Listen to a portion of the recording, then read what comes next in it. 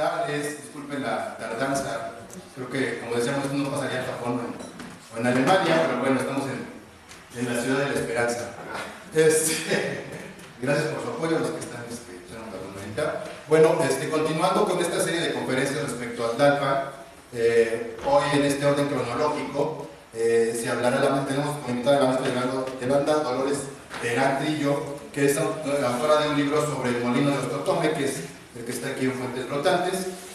Siendo que la cronología, la semana pasada tuvimos la arquitectura del siglo XIX y hoy nos abocaremos a las industrias. Le agradezco mucho su presencia, que haya aceptado la invitación. Y a nombre de la delegación de Tlalpan y Voz de Tierra Firme, pues les damos la bienvenida a todos y vamos a comenzar. La dejamos un poquito fuerte porque no tenemos micrófono. Bien, antes que nada les agradezco mucho que siendo último viernes de mes y siendo quincena, me hagan el favor de estar aquí para tratar un tema que ya de por sí el título es un poco árido. Hablar de industria inmediatamente como pensamos en máquinas, pensamos en mineros, pensamos en naves, y es cierto. ¿Qué es la industria? La industria es un proceso que se da para que a través del movimiento de máquinas se procese materia prima y se transforme en productos. Y esos mecanismos a través de la industria pues, van a ser señalados y van a permitir que el trabajo sea más alto. Para nosotros poder hablar de qué pasa en México y en concreto en Tlalpan del siglo XIX, pues debemos de tomar los antecedentes. Hablar de industria es hablar de la revolución industrial. Y la revolución industrial amalgama varias revoluciones en sí, por una sencilla razón. ¿Sí? Si nosotros nos ponemos a pensar qué es lo que va a cambiar y por qué cambió, veremos que va a afectar a muchas cosas. La revolución industrial se va a dar en Inglaterra. Se va a dar, digamos, en época muy temprana, en el siglo XVIII. ¿Y por qué se da la revolución industrial en Inglaterra? ¿Por qué sale? Porque tiene muchas condicionantes, muchos factores que le van a ayudar. Uno de ellos principalmente va a ser su ubicación geográfica. ¿Qué pasa? No se ve, pero bueno. Si quieren apagar luz, un poco de luz. No quiero que se vea. Bueno, entonces, Inglaterra está rodeada de mar. Recordemos que son muy buenos para navegar, ¿sí? ¿Se acuerdan de Raleigh, de Pirata, todos esos que empiezan a surgir en el siglo XVI? Desde los albores del siglo XVI, todos ellos van a fortalecer la economía de Inglaterra.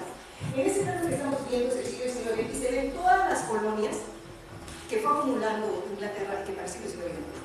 Entonces, ¿qué es lo que sucede con que eso se conocía como primera revolución? Algunos historiadores lo llaman la primera revolución de la agricultura. Cuando el hombre descubre la agricultura y se vuelve sedentario, se empieza a sembrar, ¿qué es lo que pasa con la población? ¿Sí? Es lo mismo que va a suceder con Inglaterra. Al tener la garantía de la solvencia económica, empieza a aumentar la población. Y al aumentar la población, ¿qué sucede? Aumenta la demanda de productos. Y al aumentar la demanda de productos, pues tiene que entrar mucho en la economía. Entonces, por eso es que son muchos factores los que van a entrar. Va a entrar, se le llama la revolución agrícola, la revolución económica, la revolución social. ¿Sí? Todos esos factores van a entrar. Regresemos a Inglaterra porque va a ser mucho tiempo. Inglaterra, una vez que ya aumenta su población, ¿sí? Pues empieza con la necesidad de incrementar su producción. Y lo primero que va a hacer es que empieza a tener problemas con sus productos y uno de ellos va a ser el algodón. Ustedes saben que los ingleses siempre han sido muy propios y muy preocupados por la vestimenta. En Europa, lo que predomina son los paños de lana. ¿Por qué? Pues porque la lana, los borregos son más fáciles de criar en climas fríos, ¿sí? Y el algodón es más delicado, requiere de climas cálidos. Entonces, el algodón que toma Inglaterra es el de su colonia hindú. ¿Sí? Pero, pues Inglaterra, asuman y tomen en consideración la historia que estamos hablando de muy parecida, Inglaterra explota y explota y explota la producción hindú, pero la descuida. Empieza a poner impuestos, acciones, ¿y qué es lo que hacen los hindúes? Pues empiezan a ya no va a tener mucho modo de producción, las importaciones van subiendo de precio, y entonces en una zona aledaña a Liverpool, que es Lancashire, hay un grupo de señores decide, son industriales, estamos en la industria, se trabaja el algodón de manera muy lenta y deciden convocar, invitar a ver quién diseña máquinas, qué inventan para que la producción a base de la rueca y de la lanza se simplifique y empiezan los ingredientes. Por eso es que la revolución industrial arranca con los textiles, ¿sí? Por el problema del algodón, ¿sí? Inglaterra pues tiene que solventar. Entonces empiezan a surgir por ejemplo, James Gabres diseñó una máquina para hilar, él era carpintero tejedor. Después va a venir otro diseñador de pelucas, ¿sí? Que también va a inventar otra máquina para hilar más rápido, ¿sí? Pero todos estos fenómenos, estos inventos, en realidad no van a adelantar mucho, sino hasta que en Estados Unidos Eli Whitney va a inventar la máquina descapitadora de algodón. Entonces, todo esto se va hermanando con la revolución del transporte. ¿Por qué? Porque para estar llevando y trayendo máquinas y la materia prima que ya se va a procesar más rápido, necesitan vías de comunicación. Y esta revolución industrial va a estar también muy vinculada y va a lograr también el hecho de que descubran la utilidad de los yacimientos del carbón eléctrico. Y entonces empiezan, ya no nada más es la leña que hay que quemar, sino que ya tienen otra producción que va a ser rica. Y que hacen también el vapor, que ya es conocido como funciona, lo empiezan a aplicar a las máquinas, ¿sí? Y también en época muy temprana, ¿qué creen? Que aparece una fundidora, los altos hornos, ¿sí? De hierro. Y entonces tienen ya hierro, tienen carbón, tienen la aplicación del vapor, y para el 19, ¿sí? Para mediados del 19, ya Inglaterra ha patentado y monopolizado las máquinas de vapor. Y es el boom de Inglaterra. Lo mismo sucede con los instrumentos agrícolas, ¿sí? Ya hay hierro, el hierro ya nos va a sustituir más piezas de la madera, ¿sí? Ya se modifican también los arados y todos esos instrumentos, ya hay más tiempo, porque ya se está agilizando la producción, y entonces se empiezan a dar cuenta que el barbecho, que es el proceso para dejar descansar las tierras cada 3 o 4 años para que vuelvan a producir, pues que se puede acelerar con la siembra de ciertos vegetales que van a nutrir la tierra. ¿Sí? Y así se empieza la revolución agrícola. ¿Y qué va a pasar en el mundo? Pues que precisamente, ¿cómo vamos a hacer que la gente produzca máquinas? Y entonces, pues va a haber una industria y se van a empezar a dar créditos. Entonces yo te presto dinero, inviertes en máquinas, cuando tú recuperes tú me das, y empieza el boom también de los bancos. ¿Y qué va a pasar también con la sociedad? Pues la sociedad va a ser un reflejo de todos estos adelantos que se están dando, y también va a empezar la sociedad a manifestarse de una forma, ¿sí? Ya hay más requerimientos para mejor calidad de ropa, mejor comida y demás. La industria va a requerir de 4 elementos fundamentales para poderse dar. Uno va a ser zonas rurales. Zonas rurales, ¿por qué? Porque al irse transformando las herramientas, las maquinarias, todos esos insumos, piezas que se van requiriendo, se hicieron máquinas más grandes. Y entonces pasa al siguiente, por favor. Es ahí que se llama, esa producción rudimentaria del algodón, esta es en la India. Ahí vemos todavía las herramientas rústicas, y eso estoy hablando del siglo XVIII, como los grandes ingredientes del algodón, y entonces eso baja la producción de la demanda que va a requerir Inglaterra. Pasa al siguiente, por favor. Aquí estamos viendo ya las máquinas. Las de arriba son máquinas que se hacen para diversas industrias, que son de Inglaterra, y las de abajo son exclusivamente una fábrica para máquinas agrícolas. Estas referencias aparecen en la historia de México industrial. Entonces, esas máquinas van a requerir espacios. ¿Sí? Ya no van a ser los tallercitos donde se concentraban los artesanos para trabajar en los productos. No, ya van a requerir espacios grandes. Por eso es que la industria necesita terrenos donde puede establecer. ¿Qué otra cosa va a suceder? Que todavía se está trabajando con la energía del agua. Todavía las fuentes son hidráulicas. Entonces tienen que estar cerca de corrientes. Eso es lo que pasa. Y el tercero cerca de asentamientos humanos que nos proporcionen la movilidad. La cuarta es las vías de comunicación para poder transportar materia prima y producto. La industria, la producción industrial va a ser un atractivo enorme. En el siglo XVIII, la mayoría de pobladores ciudadanos ingleses vivían en el campo. Su producción era para autoconsumo, ¿sí?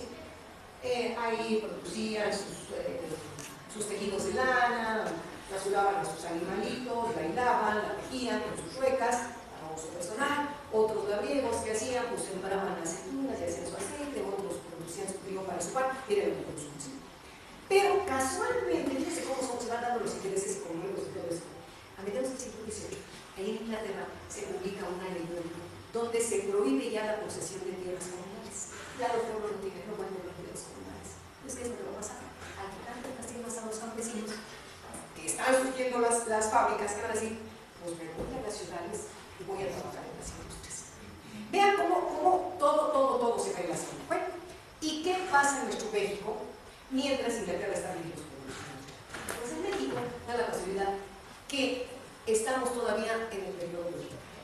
Todavía estamos bajo la corona española. Y si ustedes recuerdan la corona española, que también tiene muchas colonias y que también tiene sus ingresos de ellas, porque esos ingresos tienen que ver con las revoluciones, pues a España no le conviene que México, sí, que Nueva España, que es tan rica por el clima que tiene y el agua, la geografía, pues la entonces empieza a no dejar que se produzcan las sedas, porque se dieron aquí graneros que iban con las siembras de la seda, prohíbe la siembra de la oliva, ¿sí? Y así prohíbe el papel, todo tiene que ser importado. Pero, pues el algodón, ¿saben qué? Pues el algodón, los indios se dicen, claro, pues sus huipiles y demás, y pues también con las pencas de maguey, o sea, tranquilos, ¿sí? Es una producción que va creciendo. ¿Qué es lo que hacen? Nosotros nos vestimos con varios de estos indios, pues con eso, acá, duro, rústico. Y el virrey de Mendoza, el primer virrey de Mendoza, va a traer, ya la corteza le trae borregos, pero va a traer al borrego merino. Él es el que lo introduce. Entonces empieza a producirse la lana, empiezan los obrajes a trabajar de manera, pues sí, sería formal, ¿sí? Y con ellos los batanes, que los batanes necesitan el agua para golpear los paños y darle la calidad de la. Todo esto está pasando aquí en México, pues ¿qué sucede? Que también todos los tejedores, los trajeros, los artesanos, ¿sí? Van a formar gremios, ¿sí? Y en el campo, lo mismo que pasa en Inglaterra, está pasando en Canadá, ¿sí? La gente del campo, los campesinos, trabajan incluso para su autoconsumo y tejen para su autoconsumo.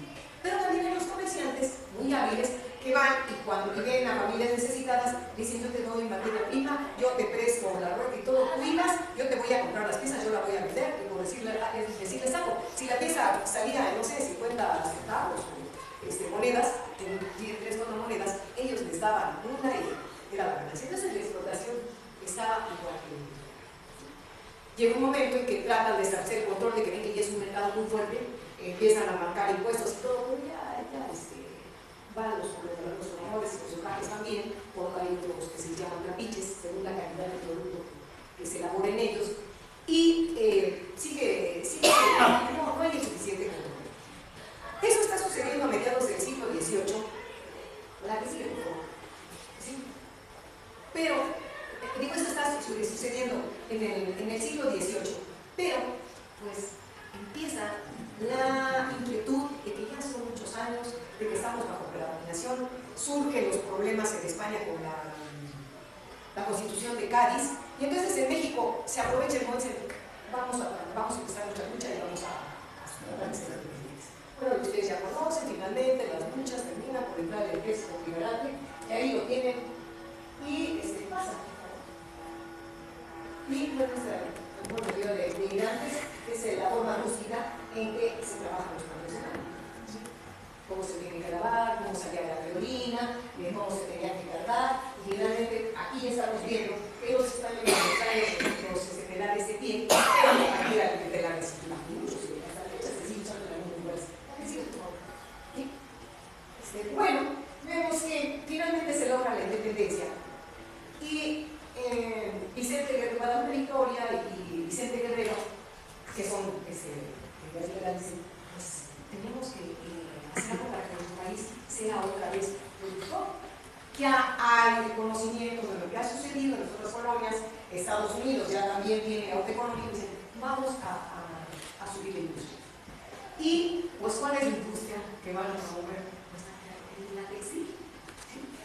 Y empiezan a tratar de resolver los problemas inmediatos. Uno de ellos va a ser el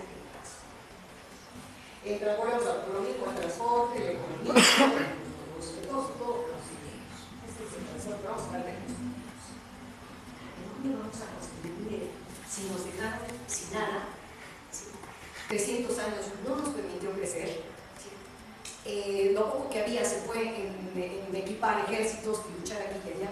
Obviamente que las guerras de independencia afectaron los campos, ¿sí? La agricultura también estaba muy deprimida. Entonces, no se logra eso hasta que va a llegar Anastasio Bustamante.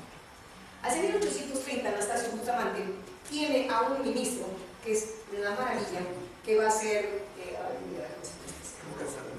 Lucas Alamán. Lucas Alamán. Y entonces Alamán, ¿qué es lo que hace? Funda el Banco de la Vida. Funda el Banco de la Vida, ¿sí? Porque si aquí no tenemos tecnología, obviamente que no tenemos técnicos que las produzcan. Y entonces todo eso se va a tener que importar. ¿De dónde? Pues de Inglaterra, que es de Estados Unidos, que tenemos más cerca, y algo de Francia. ¿Y cómo vamos a traer estas máquinas? Tenemos que traer los técnicos y tenemos que prepararlos para nuestros empresarios.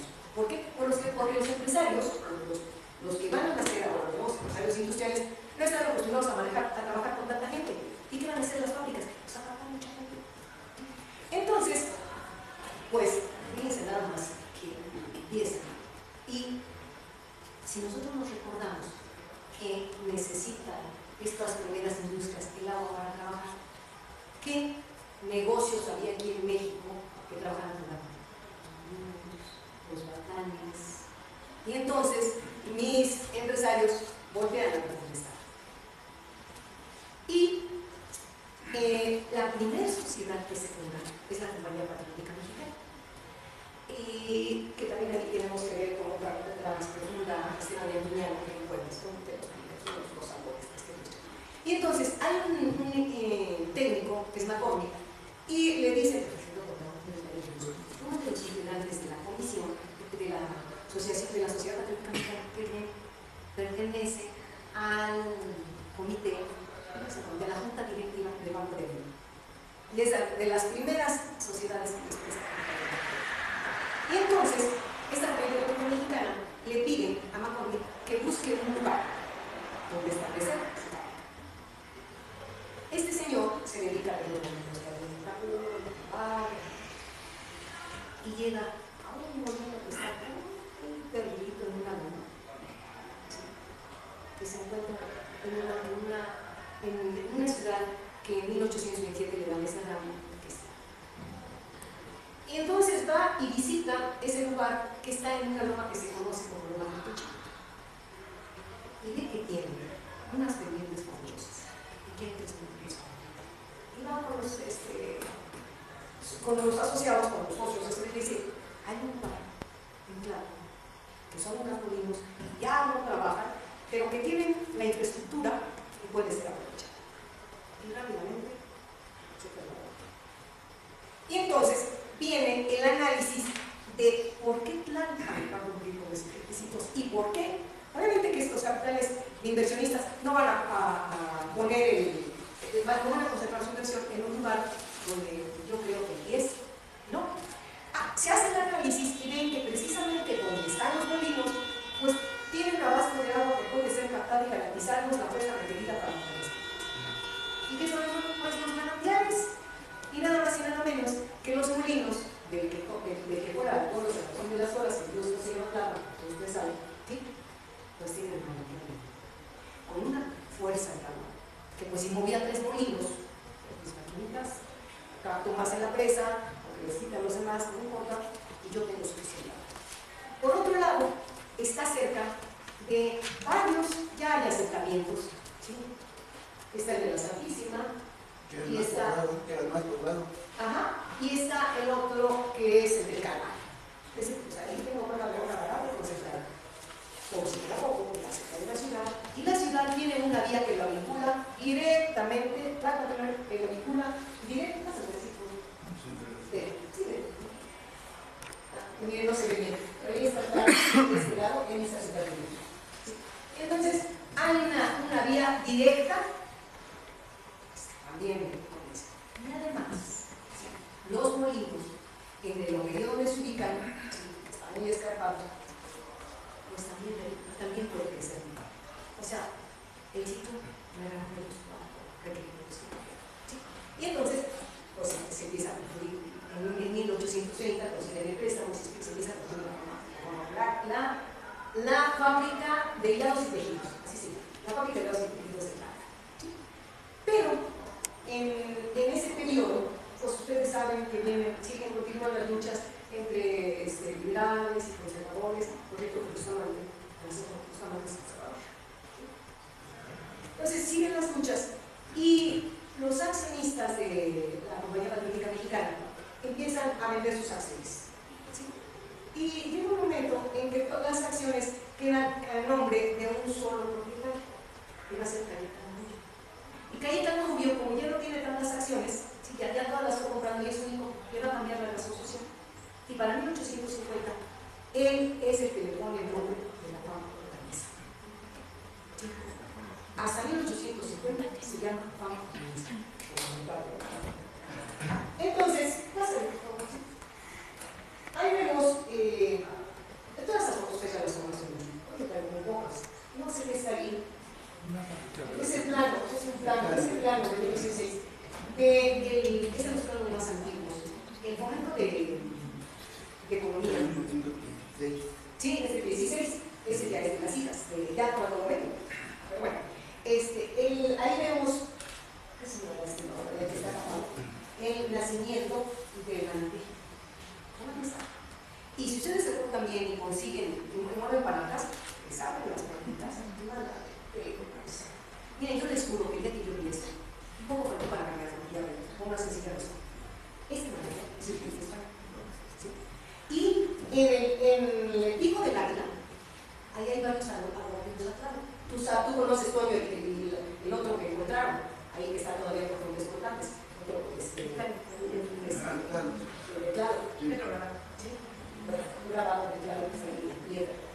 Entonces, el agua sigue saliendo. El agua puede dar por los arbolitos.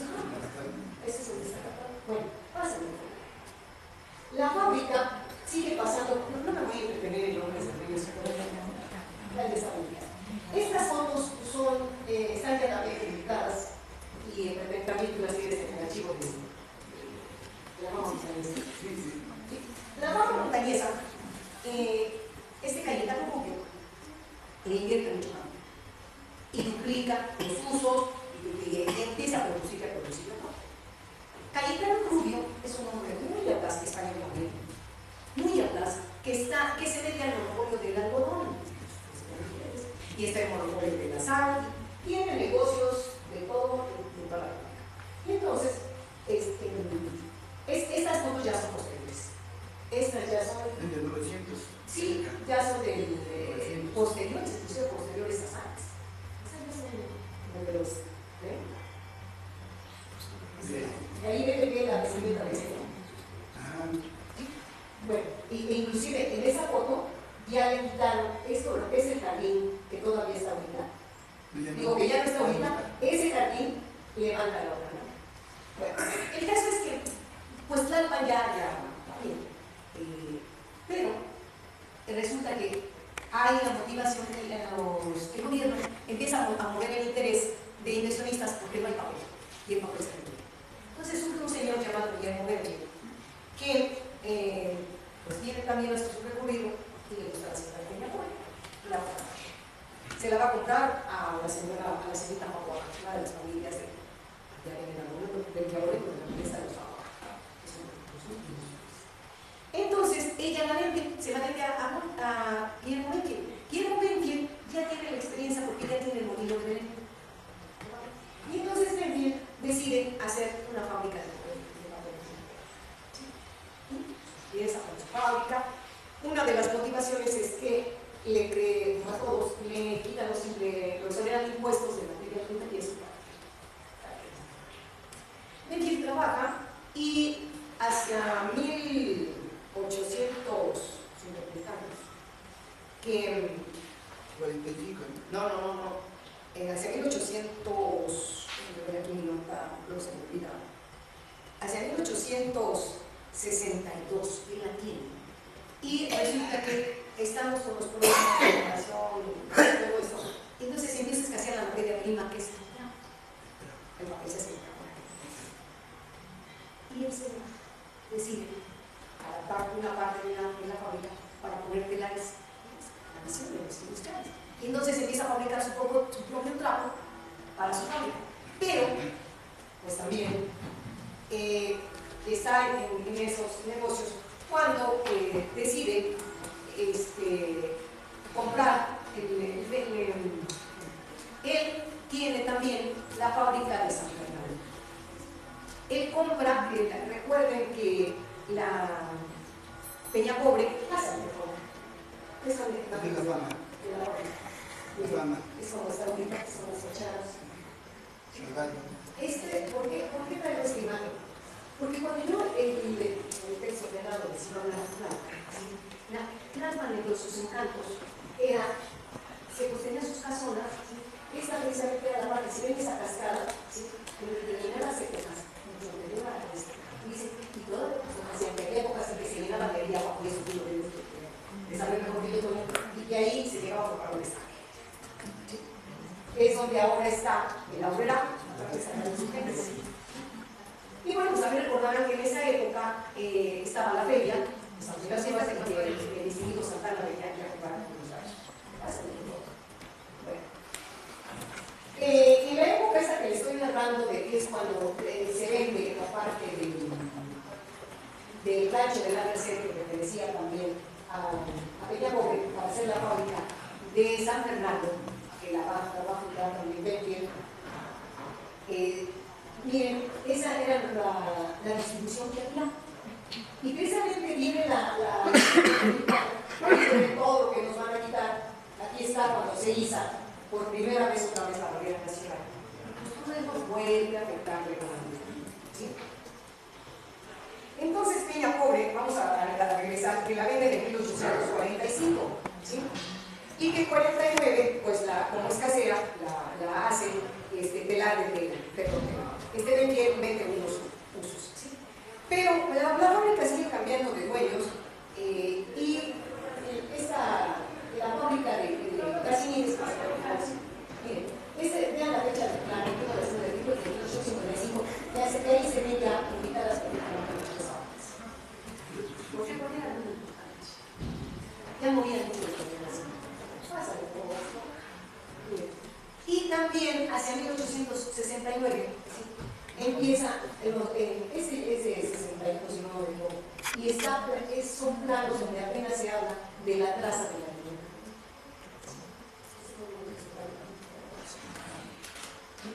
La fábrica de Peña Pobre sigue cambiando de dueños hasta que en 1824 pasa a ser de la familia Luis. Miren, hay periodos muy importantes para las fábricas. Si bien para la fábrica la fama montañesa fue importante, fue importante Cayetano, el más importante va a ser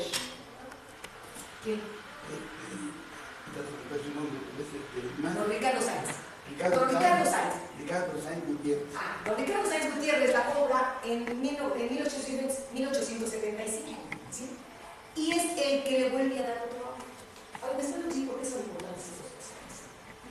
No me quiero mucho meter a la historia, que aquí la cuento, vamos, coches. De por sí es difícil la arquitectura industrial.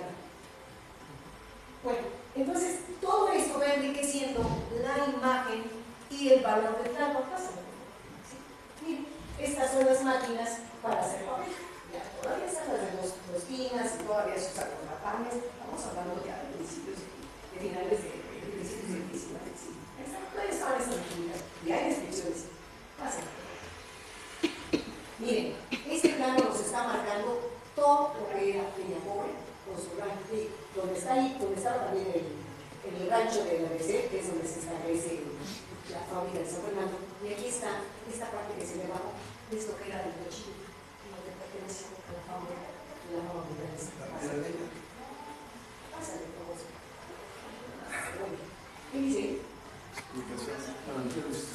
Bueno, esto es un plano muy bonito, donde se ve que Peñapobre no tenía el manantial tan grande que tenía la montañesa, pero tenía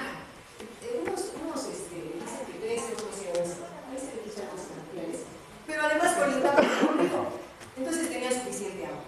¿Sí? Y cuando vende el rancho de la Merced, ¿sí? Peñapobre le suministra el agua a San Fernando. ¿Sí? Cuando Benfiel vende San Fernando, Benfiel cobra por suministrar. Bueno, eso es lo que va a pasar con San Fernando. Miren, resulta que la fama montañesa pasa por muchos dueños, pero finalmente va a cerrar sus fábricas, esta más nueva, va a cerrar sus fábricas ya hasta el siglo XX. Después tenemos, todo esto es de Peñapobre. Miren, vean la arquitectura de Peñapobre, la fama montañesa, cuando la compra Ricardo Sáenz, que les menciono, que es al año siguiente de Porfirio Díaz. Porfirio Díaz también le da mucho obra a los saqueros que toman los franceses.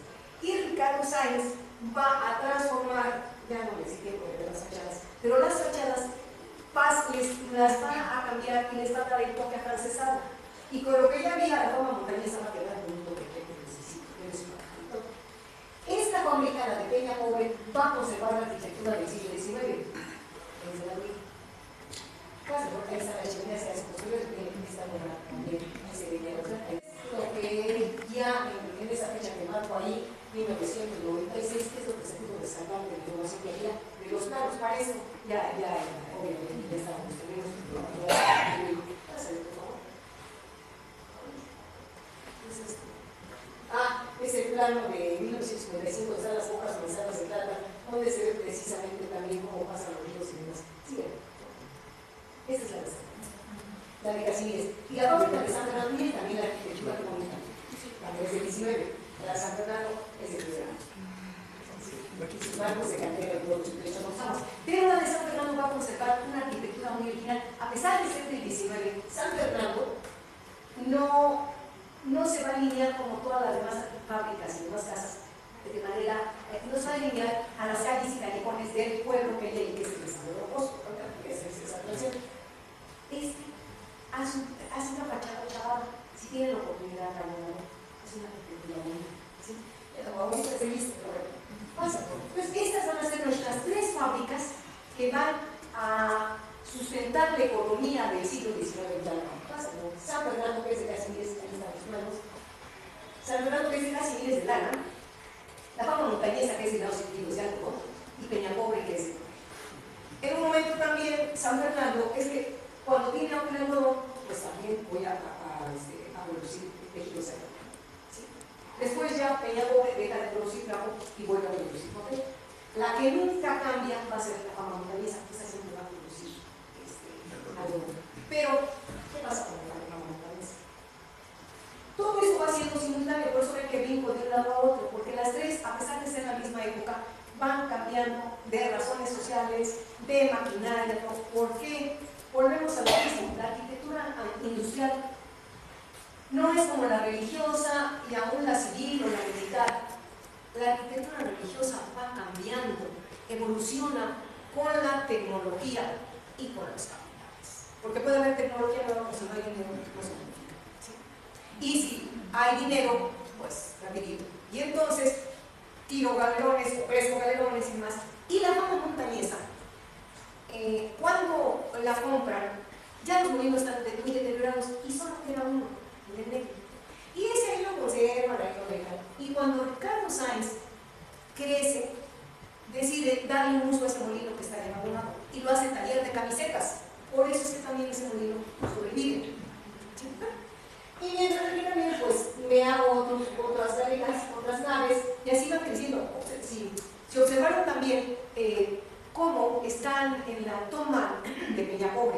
en la toma panorámica donde dice que miren, ahí está Cucuilco, mira cómo está solo todo eso. Así escogían los terrenos. Esta no puede crecer mucho y se supone que probablemente su época también es idea, porque cierra en 1900. ¿Sí? Esta fábrica, porque al hacerle en ese rancho, las demás fábricas, la arquitectura industrial crea encuentros, ¿sí? Los crea por su monumentalidad, remates visuales, cambia la arquitectura del paisaje, ¿sí? Los hace lugares de encuentro y crea núcleos industriales. ¿Y cómo no va a crear núcleos industriales si necesitamos transporte, necesitamos carreteras? Peña Pobre, ya en el siglo XX, no sé, ferrocarriles, hasta allá, ¿sí? Y San Fernando pues tenía ahí la avenida que se llamaba Peña Pobre.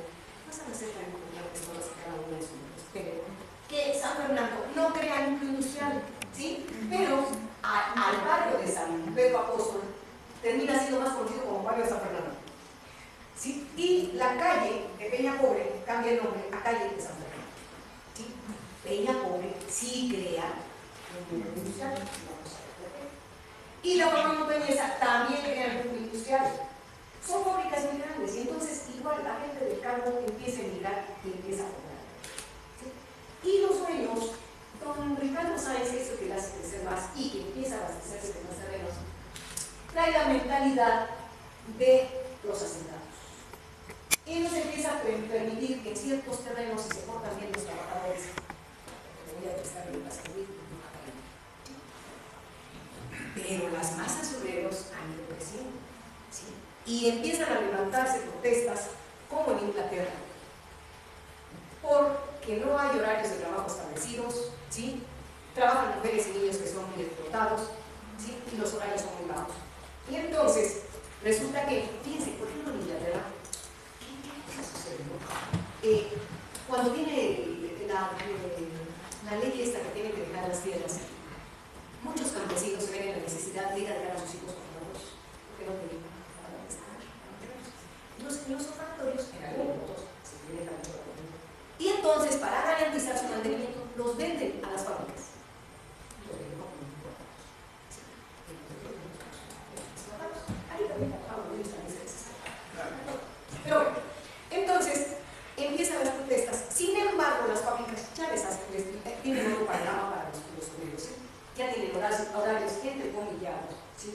Ya tienen una paga entrecomillada, porque el uso de las tiendas de rayas, aunque ya no se llaman la tienda de rayas, sí se sigue usando en las fábricas, ¿sí? Porque el abasto, mira, yo te lo conseguí más fácil. Pero ¿qué va a suceder? Que en Europa, en Francia, en Inglaterra, en los Estados Unidos, van a surgir unos pensadores, unos filósofos, que se van a conocer como los utopistas. Y los utopistas se van a preocupar, ya no nada más como los inversionistas, en qué es lo que me está aportando mi fábrica, cuánto me está dando, cuánto me está dando. Ellos se van a preocupar por las condiciones de vida de los trabajadores. Por eso ven que también viene la revolución social. Entonces, estos utopistas, así, les voy a mencionar a dos, a dos que son, hubo varios, pero estos son los que concretan su ideal. Uno va a ser el inglés, que aparece ahí, de Robert Owen. Robert Owen se vincula también con el negocio desde pequeño, con los textiles, y después se va a casar con la hija del dueño de New Line. Y entonces, la fábrica esta, el dueño anterior, su suegro, es de las mejores fábricas. Esta es la mejor fábrica. Porque es de las fábricas donde suceden menos accidentes de niños, hay menos muertos y menos son castigados y culpados. Esa fábrica. Él es de los propietarios más buenos. Robert Owen, que ya había tenido lectura y trato con otros pensadores, con otros utopistas, decide, compra con otros accionistas, le compra su suelo a la fábrica. Y termina siendo el presidente del banco. Y él su lema es: a mejor trato, mejor negocio. Si yo tengo a mis trabajadores contentos, ellos van a trabajar por mí. Y entonces empieza a tener un contrato con los trabajadores, con los obreros, funda la vivienda obrera, establece la vivienda obrera en la fábrica, textilera, prohíbe el trabajo infantil, les da educación. Claro que cuando empiezan a vivir en estos lugares, pues tienen servicios comunales, no tienen luz, años después les van a la luz del pueblo, pues sí, no tienen que pagar. Y empieza a ser tan productiva su fábrica que se convierte en el ideal de la revolución industrial. Es el ejemplo así. Este es un francés. Este señor, él tiene otro concepto y él establece el familismo. Pero a ti te van a hacer lo mismo, ¿sí? Igual les va a dar educación, les va a dar mejores alimentos. ¿Qué es lo que hace? Empezar a introducir en sus tiendas mejor calidad de alimentos, les restringe el horario para que se dediquen a su familia un poco más, ¿sí? Y les permiten que ya con el Congreso use mejor calidad de ropa. Entonces los obreros pues, empiezan a sentir más realizados y empiezan a cuidar más las máquinas y empiezan a cuidar la producción. Entonces, estos patrones, ¿sí? ¿Qué va a pasar en México? Estos ensayos de ellos ya se empiezan a publicar, ¿sí?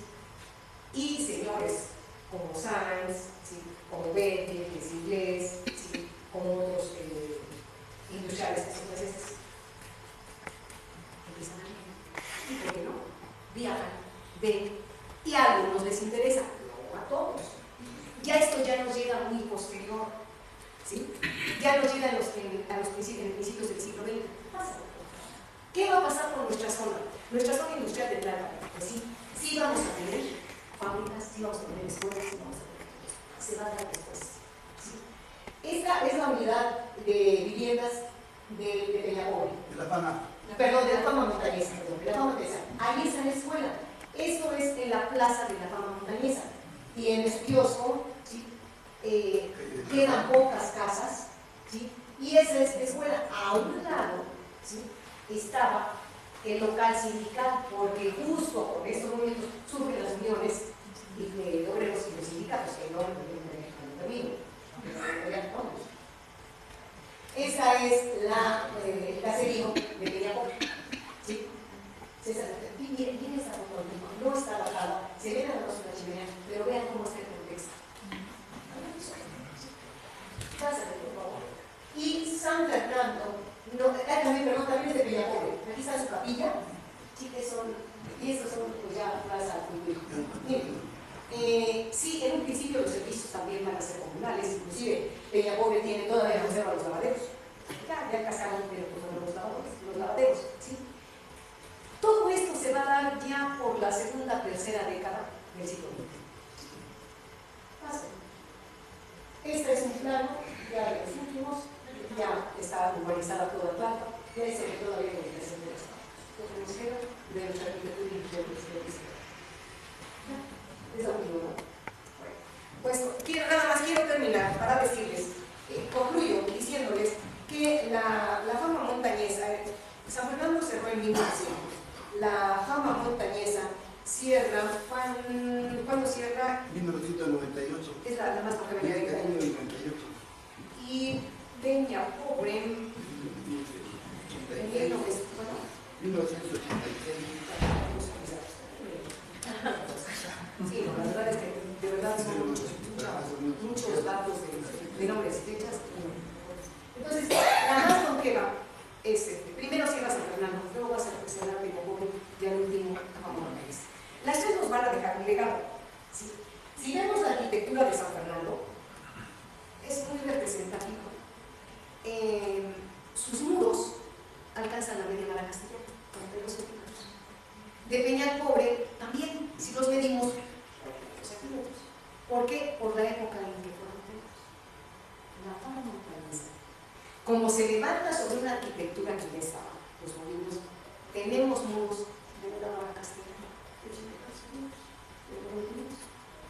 Pero encima de todo eso, de la historia que nos da la Fama Montañesa, nos da un legado arquitectónico invaluable. Cuando levantan la Fama Montañesa y que viene Macron y dice, esto tiene una instalación hidráulica que nos va a ahorrar mucho dinero, es porque el agua que caía del manantial, que era conducida por un canal y una acueducto, lo aprovecha. modifican el acueducto, porque el agua en lugar de ir así para los molinos, va a seguir así para la fábrica, pero conservan arcadas del siglo XVI. Y el molino del siglo XVI. Ese es el mayor legado que nos pudo haber dado. En medio de toda su historia, porque tiene mucha historia obrera, tiene que ver con las primeras huelgas que hay en México, que hay un taller especial para hablar de lo que es el movimiento obrero. ¿Sí? Pero la arquitectura que nos van a dejar estas tres fábricas, que cada una en un mismo contexto, por temporalidad, se van a manifestar de manera diferente, siendo las tres del siglo XIX, es interesantísimo. No hubo tiempo y además no es el tema meterme en la arquitectura, pero si nosotros vemos cubiertas, vemos muros, vemos aplanados, vemos material con que fueron construidos, sistemas constructivos, las tres trabajaron con agua, las tres fueron en terreno rural, ¿sí? Las tres fueron junto a barrios, sí, señores, pero cada una es única. Les agradezco mucho y espero que no haya sido monótona la conversación de lo que es la industria.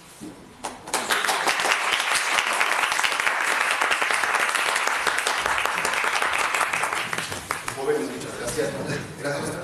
Un segundo para preguntas. Sí. Hay que aprovechar, tenemos así como que a dos personas que son las más dotas en esto de las fábricas en Tlalpan, la maestra obviamente Yolanda Dolores Terán, que bueno, tiene un libro al respecto, ahondado en el tema, y también por aquí tenemos al ingeniero Antonio Hernández, que es cronista de Espinosa Hernández. Y que, perdón, el trabajo en la fama, por eso, así con esa sentencia que lo que llegaron, se realiza.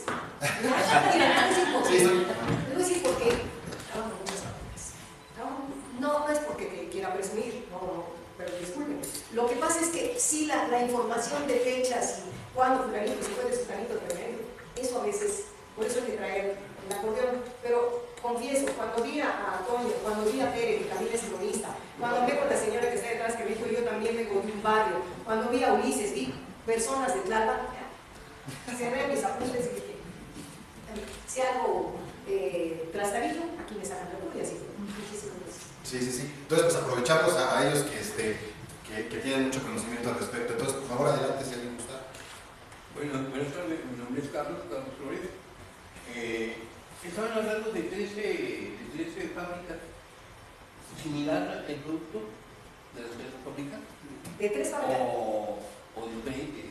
No, hubo una temporada cuando tiene el agua el algodón, que las tres trabajan el algodón, pero en esencia sí su producción es similar.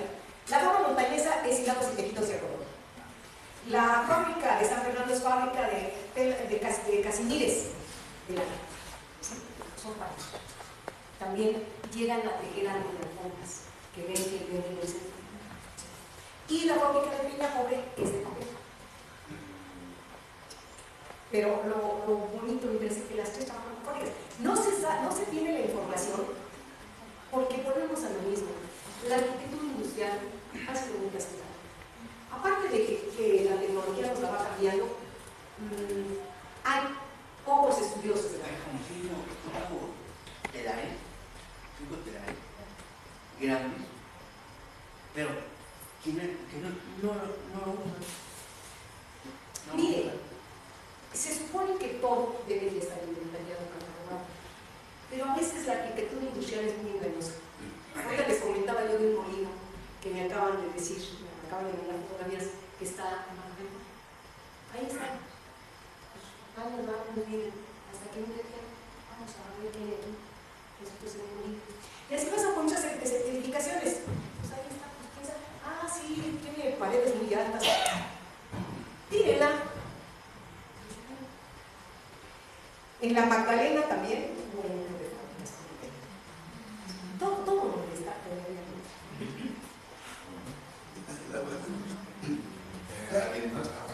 Mira, a mí me tiene una investigación sobre las fábricas papeleras que se convierten en textileras y que obviamente, como dices, es para hacer el trapo es algodón, es celulosa. Entonces, no me cabe que sea así. ¿Qué? sino que hay una tesis para antropología, un doctorado en antropología, que haga la conversión de Loreto, correcto, se convierte en hilandera porque había hilanderas, no porque fuera aprovechar el trapo, ya que la materia prima es la celulosa. No, ese ya fue posterior. Ya fue ya mucho No, después. el algodón tiene 95% de celulosa. Entonces, si no pensé. Entonces, el trapo es pegado utilizado para el papel. Sí. Entonces, hay esa tesis que hace la conversión de papelera a textilera y dice los kilos y toneladas de hilo que hacía para vender el hilo, no para aprovecharlo en el papel, porque ahí en ese momento Loreto dejó de ser papelera. Esa tesis lo dice, se llama Mario, no me acuerdo, es un antropólogo, es un doctor en antropología. Entonces, sí creo que el papel en un momento dado cambia, porque ya no se puede, alguna cosa sucedió, no lo dice muy bien él. Pero al declarar que hace hilo para vender, por cierto, no para tejer, porque no hay telares, aunque no dice que hay telares, pero hay que estudiar un poquito ahí. Porque sí se convierte. No, de lo que yo te hablé de que el joven está relacionado. Hay en el archivo, parte está en el archivo, ¿sí? Donde dice ahí que Benfield, ¿sí?, compra usos y los adecua. Eso es cierto. Pero fíjate, tú hablas de usos. ¿Sí? Los usos son los que producen el hilo. Sí. Y te Pero para producir, ¿no? Hay que poner un batiente, unas cartas, unos inspiradores, unos veloces, unos trozos. Y no, ve quién lo hace. Ve bien, por eso te digo, porque sí está documentado. Inclusive ahorita me estoy acordando, aparte del libro de la AGN donde está documentado, conoces el libro de Hans Lenz. Y ahí él refiere que en un tiempo la fábrica de Peñapobre, en más de 3 años, fue precisamente de clavos. Y porque ven que adapta un local, un espacio para usos literales, para producir su trabajo, por escasez que hay. Ya después la quita y sigue siendo todavía. Del siglo XX, 1932, si ven una foto de Peñapobre, hay muchas mujeres. Mi mamá nació en 900 y más o menos en 16 quiso trabajar en Peñapobre. Y le dijo el empresario, ella dice que Alberto Nés, pero no debe haber sido otro empresario. No, aquí no puedes trabajar, eres muy joven y el trapo te hace mal, tiene que venir gente más adelante. Sigue trabajando trapo. En 1932 hay una foto y hay muchas mujeres trabajando el trapo, o sea, lo seleccionan, lo separan, lo utilizan para trabajar. Entonces, no cabe decir, la que se convierte en Loreto, y de hecho está en la pobre, siempre fue papelero. Sí, inclusive viste las fotos de las máquinas que presento, precisamente el trapo lo tenía que pulir, se tiene que pulir para poder trabajar. Ya superado, Sí. se procesan. No, pues yo platico y pasa los datos. Muchas gracias. Hay muchas cosas interesantes en los planos. Fíjate, hay un plano de 1929 que la vía del tranvía es la vía, es 29. Ya en 900 cambia el tranvía. El tranvía llega por San Fernando hasta La Tena. Y la otra vía que por la que conocimos nosotros es la vía que va por el hospital civil y la iglesia, por ahí, y llega a un costado de Peñapobre, esta es la que conocimos, la foto que está de mí, de este lugar. Sin embargo, la vía nada más está trazado en un plano de 1919, que como dices, de ahí, de Peñapobre, la calle se llamaba Peñapobre, se llamaba San Fernando. Llegaba al centro de San Fernando y para la estación se llamaba Pino Suárez. Después cambió todo eso, pero lo curioso es que salía. Y aquí cuando dices, nos mostraron una foto del medio centro de San Fernando, donde están las dos vías, una ya está cortada, la otra, que ya es la que va al hospital civil, llega a Peñapobre. Sí, fíjate que afortunadamente hay mucho material fotográfico que se ha rescatado. Hay más planos, pero vale la pena estudiarlos y mostrarlos, ¿verdad? ¿Alguien más que tenga una pregunta? Antes de despedirnos y cerrar ya esta charla. Más bien una sugerencia. Que como comenta la delegación, que finalizando el taller y la conferencia, nos lleven a hacer el recurso vocación de cantinas, pues claro, no tenemos a la ciencia. Sí, sería una buena idea, ¿no? De hecho, Tere, por ejemplo, luego organiza eventos, Ulises, ¿no? Recorridos por Tlalpan, también se gusta seguir su página de fotoguía, ¿no? Recorridos, hace este tipo de recorridos, ¿no? Por varias zonas de Tlalpan, no solo de Tlalpan, sino pues, del país, ¿no? Ahí pueden seguirnos y sí hacer ya un recorrido con personas que conozcan de los temas. Pero sí, ahorita pues ya es noche y bueno, pues este es básicamente el ciclo de conferencias. Bien, nada más una observación. ¿Pueden ver esa foto? Esta pirámide que está en la curva, esta es insurgente, se está estrenando la fábrica de celulosa, la que ven de este lado, la cilindra más grande de celulosa. Esta pirámide, lo que queda de esta base piramidal, tiene la barra de aquel lado, así, la libra. En cambio, ustedes la ven ahora, la barra, hagan de cuenta que ya es de Penepoque o de una nueva empresa, ¿no? ¿Por qué? Tiene árboles plantados allí, ya están creciendo allí, según todo lo que ven entrado aquí en el centro, todo es alcanfor, y ahí también tiene. Y obviamente, como está dentro, ni tiene nada, ¿no? No tiene que tiene nada. Perdón, yo sé que no es el tema, pero puedo tomar el tema que menciona el ingeniero Espíritu Santos para aclarar un poco con respecto a ese montículo que mencionas. La delegación justo acaba de recibir la autorización hace unas semanas de Lina y el recurso para contratar a algunas personas que trabajan justo en la limpieza. Entonces, es un grupo C, así lo tienen catalogado Lina como grupo C. Es un basamento circular de 70 metros más o menos de diámetro. Está dentro del parque de Loreto Peñajove, no pertenece a la parte de CIS, no es de la delegación. Entonces, con el Lina ya hicimos varios recorridos, hicimos un proyecto para poderlo recuperar, incorporarlo al paisaje urbano. En un segundo momento se pretende quitar la barra y poner tubos que pudieran, o bueno, un barandal, digamos, para que pudiera observarse desde afuera, cercarlo, ponerle cédulas informativas. Los arqueólogos, Felipe Ramírez, que estuvo acá, está también tratando de que le autoricen una temporada de excavación para hacerlo paralelo a la limpieza. Obviamente los árboles no se pueden retirar porque comprometes el material arqueológico, ¿no? Entonces ya hicimos ahí, son árboles. Aparte hay águilas, ahí se va a hacer también levantamiento de fauna y flora, que ya son habitantes de ese espacio. Entonces se va a desmalezar, se le va a quitar toda la enredadera que ya le invadió, se van a chaponear los árboles y se va a dejar como... De hecho, es una maravilla, uno no se puede subir, bueno, está ya tratando de acercarla, pero se le ven, esos niveles se le ven ahí en la etapa de construcción, se le observan entre la maleza, ¿no? Entre el pasto, todo el material que tiene. Entonces se va a limpiar, se van a chaponear los árboles, se va a hacer un levantamiento, se pretende hacer un levantamiento también de la fauna que existe en ese lugar y pues esperemos que se pueda empatar con una temporada de excavación. Los arqueólogos piensan que puede haber tumbas de tiro, es decir, puede haber tumbas que, con forma de botellón, que es donde se conserva el material arqueológico de manera prácticamente intacta y que eso ha permitido conocerse la cultura de las tumbas encontradas en otro lado. Entonces esperamos que para fin de año ya tengamos como parte de ese trabajo. ¿Cuánto le están dando temporalidad? ¿Perdón? ¿Qué temporalidad le están dando? Es de la época de Cupico del refresco. No, para su recuperación. Bueno, pues nosotros tenemos que empezar ya en unos 15 días a trabajar con la gente, a entrar con el equipo para ir quitando la maleza, ir cortando la enredadera. Tenemos que hacerlo en 2 meses. Al menos la limpieza. Entonces, por temporadas. La limpieza. La temporada de excavación, si se puede empatar, al menos el inicio, estaría genial, pero al menos tenemos ya la autorización de contratar a gente que trabaje ese montículo por 2 meses y es lo que está planteado para poder hacer despejarla, pues, ¿no? En otra etapa es donde retirar el muro, ponerle los barandales o algún otro tipo de infraestructura que permita verla desde el exterior.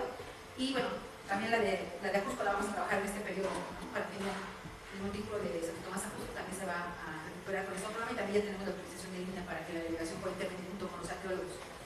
Ay, pues qué buena noticia. Aproveché comercial.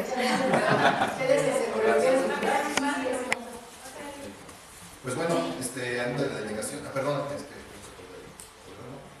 le entregamos un reconocimiento por su participación en este segundo ciclo de